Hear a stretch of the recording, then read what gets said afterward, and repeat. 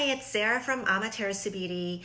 As a makeup artist, this is one look that I have always loved, and it is lining my lower lash line. And I'm not talking about the waterline, but literally the outer lash line.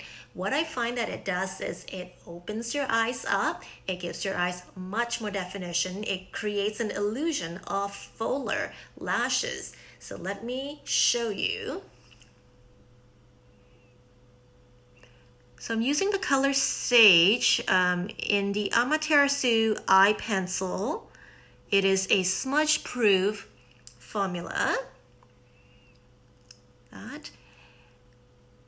Now, I'm not a huge believer in super intense makeup. I like makeup that is variable and natural looking, but it gives just enough so people can tell there is a difference. You can tell there is a difference without loading on lots and lots of product.